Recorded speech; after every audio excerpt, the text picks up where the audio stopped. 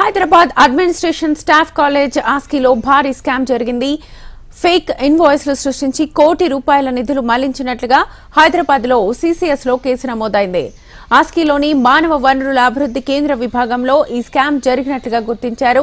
శిక్షణ పేరుతో బోగస్ కన్సల్టెన్సీల ఖాతాలకు నిధులు మళ్లించినట్లుగా ఐడెంటిఫై చేశారు. కాగా ఈ స్కామ్ పై అడ్మినిస్ట్రేషన్ ఆఫీసర్ సీసీఎస్ లో కంప్లైంట్ చేయడంతో ఈ కుంభకోణం బయటపడింది.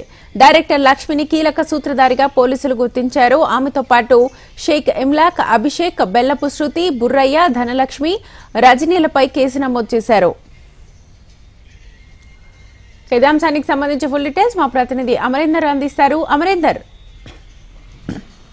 హైదరాబాద్ సోమాజిగూడలో ఉన్నటువంటి అడ్మినిస్ట్రేటివ్ స్టాఫ్ కాలేజ్ సంబంధించి భారీ కుంభకోణం వెలుగులోకి వచ్చింది. అయితే అస్కీ కాలేజీలో ఫేక్ ఇన్వాయిస్లతో కోటి రూపాయల పైగా కూడా నిధులు మళ్లింపు జరిగింది. దీనికి సంబంధించిన అస్కీ కాలేజీకి సంబంధించినటువంటి అడ్మినిస్ట్రేటివ్ విభాగం దీన్ని గుర్తించింది. కోటి రూపాయల నిధులు మళ్లింపు జరగడంతో పోలీసులకు ఫిర్యాదు చేయడంతో ఈ కేసు అంతా కూడా హైదరాబాద్ సీసీఎస్ బయలుదేరి వాటికి ట్రాన్స్ఫర్ అయింది. ప్రస్తుతం ఈ బదిలీ కాగానే హైదరాబాద్ సీసీఎస్ పోలీసులు ఫిర్యాదు ఆధారంగా విచారణ చేపట్టారు. అయితే అధికారి ఇచ్చినటువంటి ఫిర్యాదు మేరకు అస్కీలో మానవ వనరుల అభివృద్ధి అనేది ఒక కేంద్రం నిర్వహిస్తున్నారు. ఈ విభాగంలో స్కామ్ జరిగినట్లుగా గుర్తించారు. అయితే శిక్షణ అనేది మానవ వనరుల అభివృద్ధి కేంద్రం అనేది శిక్షణ నిర్వహిస్తా ఉంది. శిక్షణ పేరుతో కొన్ని బోగస్ కన్సల్టీలను యాడ్ చేశారు. యాడ్ చేసి ఖాతాలకు, వాటికి సంబంధించిన బ్యాంక్ ఖాతాలకు భారీగా నిధులను కూడా మళ్లించారు.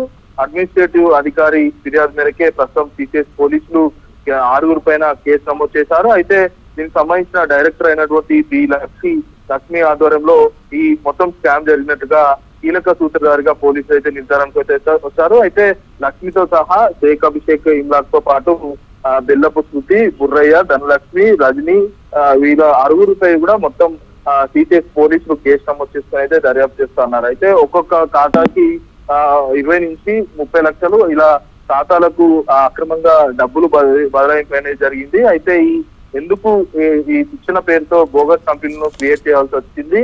ప్రస్తుతం అవి 6 కూడా పోలీసులు అరెస్ట్ చేశారు. వాళ్ళని అదుపులోకి తీసుకొని ప్రస్తుతం విచారిస్తా ఉన్నారు. Right, thank you Amarender.